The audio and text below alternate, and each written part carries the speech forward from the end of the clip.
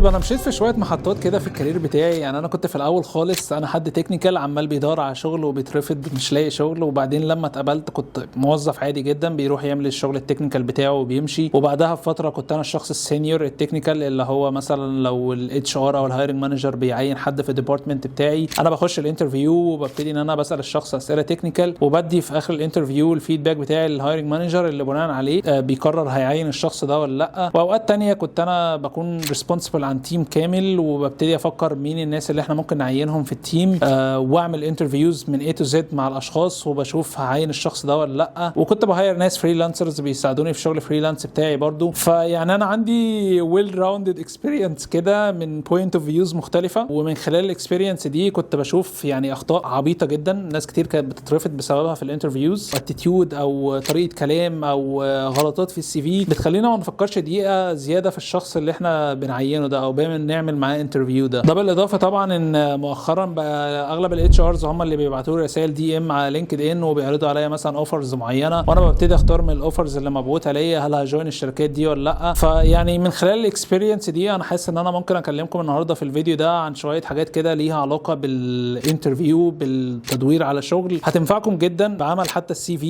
في ده انتوا عاملين منه قصه كبيره جدا، او الناس يعني بتحس ان هو في ناس بتدفع فلوس في السي في. يا جماعه الموضوع عبيط جدا، انا اضمن لكم لو اتفرجتوا على الفيديو ده يعني هتلاقوا اكسبيرينس كويسه جدا. انا كنت بتمنى حد يكلمني فيها من وانا بدور على شغل. فالفيديو ده يعتبر تجميع كده الاكسبيرينس بتاعتي في الحته بتاعه تعيين الاشخاص او الهايرنج بروسيس. هي يعني اغلب الاخطاء بتكون مكرره، 90% من الحاجات اللي انا هقولها في الفيديو ده هي بتتكرر من كل الناس اللي بتقدم على شغل بطرق مختلفه. فانت اسمع الفيديو للنهايه، اوعدك يعني لو طبقت الحاجات اللي فيه دي وتفاديت الاخطاء اللي انا هذكرها هتلاقي شغل بسرعه جدا ايا كان ايه المجال بتاعك. طيب في البدايه انت كشخص بتدور على شغل لازم تكون عارف ان هو في ويب سايتس مخصصه لكل مجال. على سبيل المثال مثلا الديزاينرز اغلبيه الهايرنج بيكون من على بيهانس، او الشخص بيكون عامل بورتفوليو على بيهانس، حد اتش ار بيشوفه بيشوف الشخص على لينكد ان فبيخش يبص على البيهانس بتاعه يلاقيه كويس فخلاص بيهاير الشخص ده. مثلا حد مبرمج فبيكون ليه اكونت على جيت هاب بيحط عليه البروجكتس اللي هو اشتغل عليها، نفس الكلام الاتش ار بيشوف الشغل بتاعه والبروجكتس اللي اشتغل عليها والشخص التكنيكال وبيبتدي ان هو يهاير الشخص ده. فانت لازم تكون عارف الناس في مجالك بتلاقي شغل ازاي. تمام، دي اول ستيب. تاني حاجه هي تدور على شغل فول تايم ولا فريلانس ولا ريموتلي ولا ايه بالظبط. السؤال ده بيكون في دماغ ناس كتير خصوصا الناس اللي لسه بتدرس وبتكون عايزه تلاقي شغل. يعني من تجربتي المتواضعه احسن حاجه تبتدي تدور فيها على شغل هي الفول تايم. ليه الفول تايم؟ لان انت ده اسرع مكان بتبني فيه ريليشن شيبس، بعد كده بتساعدك ان انت او بتبني النتورك بتساعدك بعد كده ان انت تلاقي شغل فريلانس تلاقي شغل ريموت، كل الحاجات دي. فانت اول حاجه تدور عليها ان انت تدور على شغل فول تايم في شركه، لان انت مثلا لو قعدت قلت انا هشتغل مثلا فريلانس وقلت ان انت هتخش على ويب سايت زي اب وورك وتبتدي ان انت تدور على شغل فريلانس، انا عايز اقول لك ان ايا كان ايه السيرفيس اللي انت بتقدمها هتلاقي واحد هندي بيقدمها بسعر ارخص بكتير منك ومش هتعرف تكمبيت معاه بقى. يعني هتقعد تحرق في السعر وانت اصلا لسه بتبتدي وعايز تدخل فلوس باقصى سرعه. فانا عايز اقول لك فكك من الهاسل دي كلها، ابتدي ان انت تدور على شغل فول تايم في شركه، مثلا تتعرف على ناس جديده، تتعرف على المانجر بتاعك. المانجر بقى له مثلا هنفترض ان هو عنده بتاع 10 years of experience في المجال اللي انت فيه، فاكيد هيكون عارف ناس، اكيد هيكون ماسك شغل فريلانس، فهيساعدك ان انت تجيت انتو الحته بتاعت فريلانس او الشغل الريموت دي. كده خلاص اتفقنا ان انت هتدور على شغل فول تايم في شركه. نيجي بعد كده لاول خطوه مهم انك تجهزها وهي السي في بتاعك. طيب السي في ده يا جماعه حرفيا اكتر حته انا شفت فيها مهازل. فانا هقول لكم على يعني قاعده كده في السي في، انت محتاج تكون مختصر وتو ذا بوينت، والسي في بتاعك يكون تيلرد للشغلانه اللي انت بتقدم عليها. بمعنى يعني مثلا انت دلوقتي شغال في ماركتنج، تمام، ليتس سي انت حد ديجيتال ماركتنج سبيشالست ولقيت بوزيشن سوشيال ميديا سبيشالست، محتاج ان انت تهايلايت الاكسبيرينس بتاعتك في السوشيال ميديا اللي ليها علاقه بالرول دي. يعني ما تقعدش تقول مثلا انا اشتغلت كميديا باير، انا اشتغلت ككونتنت كرييتور، انا اشتغلت في اجازه الصيف كجرافيك ديزاينر. هو الشخص عايز سوشيال ميديا سبيشالست. انت لما تقعد تحط له حاجات كتيره كده هيحس انك مشتت مش مركز على مجال معين وغالبا هتكون ضعيف في كل حاجه. تمام، فانت اول حاجه مهمه ان انت تخلي السي في بتاعك تيلورد للشغلانه اللي انت بتقدم عليها. تاني حاجه ودي قد تبدو بديهيه بس انا مش عارف ناس كتير بتغلط فيها ليه، وهي ان انت ما تخليش السي في بتاعك فيه غلطات. يعني انا مش عارف ازاي في وجود شات جي بي تي لسه في ناس مثلا بتغلط في جرامر، بتغلط في سبيلنج. يا عم انت لما تكتب السي في كله فورد خد التكست كله كوبي وروح لشات جي بي تي وقول له ريفايز مثلا السي في ده كله، هتلاقيه كتبه لك بشكل منمق ما فيهوش اي غلطات، وغالبا هيصلح لك مثلا لو في اي جرامر ميستيكس او حاجات زي كده. فبالتالي تتاكد ان السي في بتاعك بشكل بروفيشنال ومكتوب بشكل صح. حاجه كمان هي الصوره بتاعتك. بص لو انت عندك صوره بروفيشنال يعني ما تحطش مثلا صوره بهودي زي اللي انا لابسه ده يعني خليك مثلا في حاجه بقميص، حاجه بروفيشنال، حاجه سيمي فورمال، حاجه كده ظريفه. لو عندك حط، ما عندكش عادي شيلها. محدش هيفتح السي في يقول ايه ده مش عادي الصوره بتاعته ريجكتد، محدش هيعمل كده نهائي. فانت ما تحطش الصوره بتاعتك لو انت ما عندكش صوره بروفيشنال. ماشي. طيب نيجي بقى للعناصر اللي انت المفروض تكون حاططها في السي في بتاعك. زي ما اتفقنا احنا مش عايزين نرغي في السي في. انت محتاج هيدلاين انا بيوضح انت بتعمل ايه. لو انت مثلا حد ميديا باير هتكتب مثلا ميديا باير with like 3 years of experience in the field specialized in performance marketing مثلا يعني ده الهيدلاين اللي انت ممكن تحطه في سي في حد ميديا باير. وبعدين بتيجي بقى اول حاجه الاكسبيرينس بتاعتك. تمام كده التعليم ملوش لازمه. تمام فما بلاش بقى تقعد تحط الهيدلاين وبعدين التعليم بتاعك وبعدين الكورسات وبعدين تخلي الاكسبيرينس اخر حاجه. لا لازم تخلي الاكسبيرينس اول حاجه عشان تعرف الاتش ار او الهايرنج مانجر اللي بيبص على السي في ان انت حد عندك اكسبيرينس في الشغلانه. ده بيديك ايدج عن اي حد بيقدم. تمام.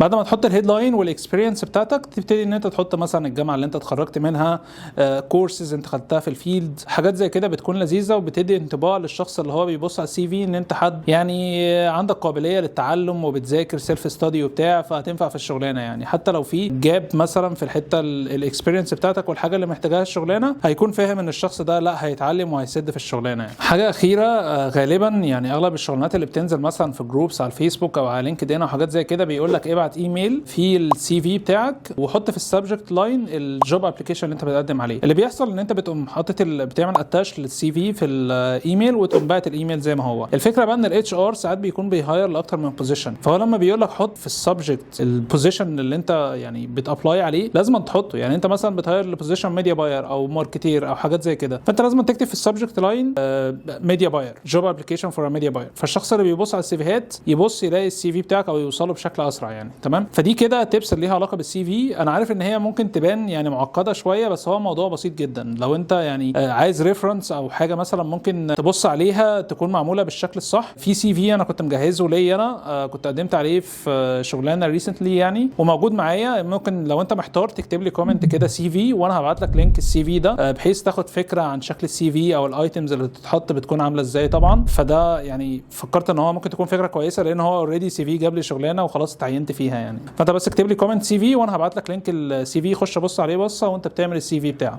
كده خلاص انت ظبطت السي في بتاعك والاتش ار بص عليه وبالفعل لقاك شخص يجي منك. اول حاجه هيروح يبص عليها هو اللينكد ان اكونت بتاعك. اللينكد ان اكونت بتاعك برضو قصته قريبه من السي في، نفس موضوع الصوره. عندك صوره بروفيشنال كويسه حط، ما عندكش تصور صوره بروفيشنال لان اكيد يعني مش هتسيب الصوره ما فيش حاجه محطوطه فيها، هتبقى حاجه كرنج قوي يعني. تاني حاجه في الهيدلاين هتحط في البايو بتاعتك دي هتكتب مثلا كي ووردز ليها علاقه بالمجال بتاعك. يعني انت مثلا لو حد ميديا باير هتكتب ميديا باينج اكسبرت مثلا، ديجيتال ماركتنج، حاجات كده بتقعد تعمل سلاش وتحط كي ووردز ليها علاقه بالمجال بتاعك. سهله جدا تطلعها من على تشات جي بي تي عشان لو حد مثلا اتش ار بيسيرش على حاجه ليها علاقه بالماركتنج انت تظهر في النتائج بتاعت لينكد ان يعني. حاجه تانية مهمه في لينكد ان، انا مش عايزك تعمل اكونت وترميه او تركنه او ما تتفاعلش خالص عليه. تابع الناس اللي هي في المجال بتاعك. اولا هتاخد خبره كويسه جدا منهم لان دول ناس شغاله بالفعل في الفيلد اللي انت فيه وكل يوم بتتعلم حاجات جديده وبتشارها على لينكد ان. كل المطلوب منك انك تتابعهم، تانتراكت معاهم، تعمل لهم كومنتس، تانجيج على الاكونتس بتاعتهم، تعمل ريبوست بحيث الشخص اللي يخش على لينكد ان اكونت بتاعك يكون عارف ان انت يعني فاهم في الشغلانه دي ومتابع ناس فاهمه وعمال تريبوست وتدي الايدياز بتاعتك فاهم. فده بيديك كده اللي هو انت لا انت حد فاهم وبتحاول تبين انك فاهم. فدي حاجه كويسه جدا يعني بتدي انطباع كويس عنك وانك مهتم بالشغلانه مش شغالها لغرض ان انت يعني تجيب فلوس منها بس وخلاص يعني. في حاجه برضو مهمه جدا في لينكد ان وهو يعني لينكد ان هي منصه سايحه طبعا على بعضها. لما انت بتخش على البروفايل بتاع شخص ما بتلاقي الاكسبيرينس على الكومنتس على الرياكشنز على السيرتيفيكتس اللي الشخص ده واخدها. بس فوق خالص كده في حاجه اسمها اللي هو الفيتشرد سيكشن اللي هو بتحط فيه اهم حاجه عندك. فانت مثلا لو حد جرافيك ديزاينر ممكن تحط البورتفوليو بتاعك على بي هانتس. لو انت حد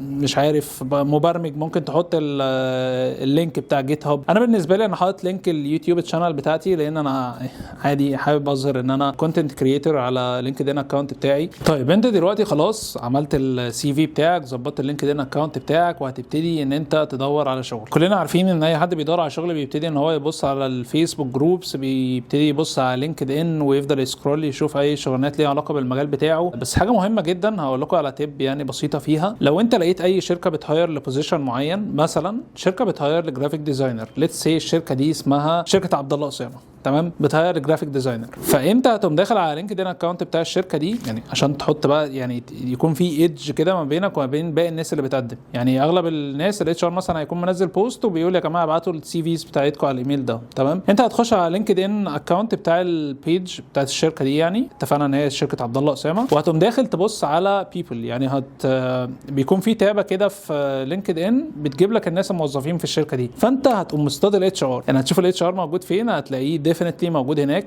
كل الاتش ارز بيكتبوا الشركه اللي هم شغالين فيها على لينكد ان، فانت هتلاقي التايتل بتاعه موجود اتش ار في الشركه اللي انت بتبص عليها. هتقوم داخل كاتب له دي ام محترمه كده، انا مثلا عبد الله اسامه بقدم في شركه عبد الله اسامه، ده البورتفوليو بتاعي، انا كنت حابب جدا اجوين الشركه بتاعتكم، ولو عندك اي اسئله انا متاح ان احنا نعمل مثلا انترفيو في اقرب وقت. فده بيميزك، يعني فيها سنس كده، لا ده انت مش باعت على الايميل كده في وسط ال 50 واحد اللي باعتينه خلاص، لا انت باعت لي دي ام، فبنسبه كبيره انت هيكون ليك اولويه عن باقي الناس اللي بتقدم. اهم حاجه وانت بتقدم او انت بتبعت ايميل او بتتواصل في اي اوفيشال كوميونيكيشن مع اي شركه، تكون عندك باك جراوند عن الشركه. يعني في الاخر هو الشركه دي عندها اوبجيكتيف معين، اكيد هي عشان تكسب فلوس، بس برضو الشركه دي مهتمه مثلا بالسياحه، فانت محتاج يكون عندك باك جراوند عن السياحه، عن الماركتس اللي هم بيستهدفوها، حاجات كده عشان وانت بتتكلم مع الشخص تفهمه ان انت فاهم انت داخل على ايه، فاهم قصدي؟ فالشخص يقول لا ده مش حد مجرد، يعني مش حد تكنيكال قافل على نفسه مش هيكون مركز مع باقي التيم، لا انت داخل فاهم الشركه بتتكلم في ايه وعارف انت ممكن تفيد الشركه ازاي. فده هيجي من انك مثلا تعمل ريسيرش بسيط على الويب سايت بتاع الشركه، مثلا على السوشيال ميديا تشانلز بتاعتهم، بحيث وانت بتتكلم مع الاتش ار لا تميز نفسك من الكلام اللي انت بتقوله، اللي هو لا انا عارف انا جاي هتحط فين وهفيد الشركه ازاي.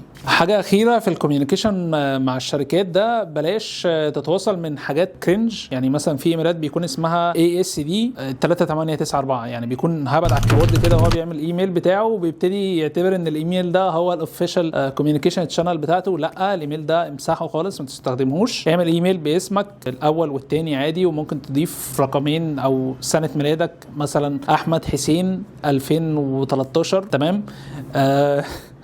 احمد حسين 2013 غالبا هيكون في ابتدائي دلوقتي، بس يعني انت فهمت انا بكلمك في ايه. يعني بلاش تكون سبامي، الايميلات دي بتبان مش بروفيشنال ومش كويسه. يعني اعمل ايميل كده نضيف بحيث تقدر تكوميونيكيت مع الناس فيه. ويا سلام لو تقدر تشتري دومين، يعني مثلا الايميل بتاعي اسمه contact@abdullahosama.com، فشكلي بروفيشنال جدا يعني. بس انت عادي ممكن تبتدي بحاجه مثلا اسمك الاول والثاني سنه الميلاد @gmail.com بحيث تكون شخص بروفيشنال. خلاص كده انت ظبطت السي في واللينكد ان اكونت بتاعك ودورت على شغل ولقيت شغل الحمد لله، وخلاص رايح الانترفيو. بص انا مش هحكي في القصه بتاعت الانترفيو دي دلوقتي لان حاسس ان انا طولت في الفيديو جامد، بس الحاجه الوحيده المهمه اللي هقولها لك خليها في دماغك وانت رايح الانترفيو، هم نفسهم ان انت تعدي في الانترفيو. يعني اي شركه بتهاير لبوزيشن معين هم نفسهم الشخص ده يكون كواليفايد، ياخدوه يحطوه في الشغلانه اللي هيعملها وخلاص ويريحوا دماغهم. فانت ما تبصش مايند سيت ان هم انا خايف ان انا اترفض، انا خايف مش عارف ايه، لان التوتر ده بيبان جدا في الانترفيو. يا اما بتكون بتتكلم بسرعه، يا اما بتدخل الكلام في بعضه، يا اما بتتسال سؤال وبترد على حاجه ثانيه، ده كله بسبب التوتر. فانت ما تتوترش، خليك عارف ان الشركه دي محتاجاك زي ما انت محتاجها وخش بقلب جامد. حاجه اخيره في الفيديو بقى هتكلم عنها، وهي هل فعلا في ريد فلاجز في الشركات؟ بمعنى هل في حاجه مثلا لو انا شفتها في شركه يبقى هي دي كده ريد فلاج والمفروض ان انا ما اشتغلش فيها؟ انا هتكلم من وجهه نظري كعبد الله اسامه. انا بالنسبه لي